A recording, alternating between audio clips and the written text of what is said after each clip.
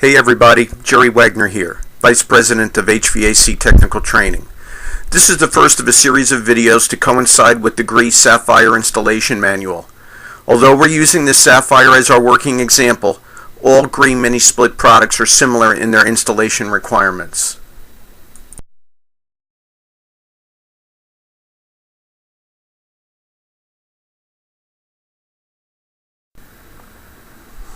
Okay, let's start at page number 5 of the installation manual with system requirements. The first thing we need to do is determine our line set sizes. We're going to be installing a Sapphire 9000 BTU system, so you can see that we're going to use a 1/4 inch liquid line and a 1/2 inch suction line. Removing the valve cover of the outdoor unit exposes the 1/4 inch liquid and the 1/2 inch suction line connections.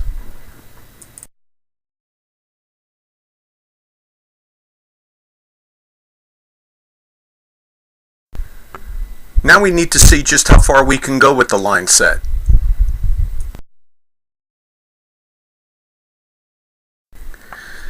Our minimum line set length is 10 feet. This does not include the 2 feet of tubing which is supplied at the indoor unit. All Gree single zone mini-split systems come pre-charged to 25 feet of line set. If you run a line set between 10 feet and 25 feet, you don't have to add refrigerant. You don't have to remove any either. The maximum length we could run our line set is 49 feet. If you run a line set between 26 and 49 feet, we're going to have to add refrigerant, which we will discuss in just a moment. The maximum elevation, which means the maximum vertical rise between the outdoor unit and the indoor unit, is 33 feet.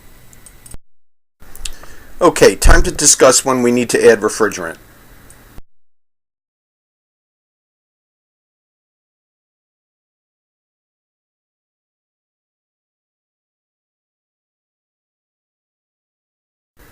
First of all, Gree uses R410A refrigerant. If you remember, the Sapphire 9000 BTU outdoor unit comes pre-charged to 25 feet of line set. What that means is it is pre-charged with 45.9 ounces of R410A. Hopefully you also remember that the maximum line set length for the 9000 BTU Sapphire is 49 feet. So if you run a line set longer than 25 feet, you will need to add 0.21 ounces of R410 refrigerant for every additional foot over the pre-charge at 25 feet, but not to exceed the maximum of 49 feet. So let's say you ran a 36-foot long line set. 36 feet minus the pre-charge of 25 feet equals 11 feet. We have to add refrigerant to accommodate this additional 11 feet of line set. So 11 times 0.21 ounces equals 2.31 ounces. We need to add 2.31 ounces of R410 in this example. It's time to discuss the electrical requirements of the Sapphire 9000 BTU system. The outdoor unit requires a 208 230 volt power source.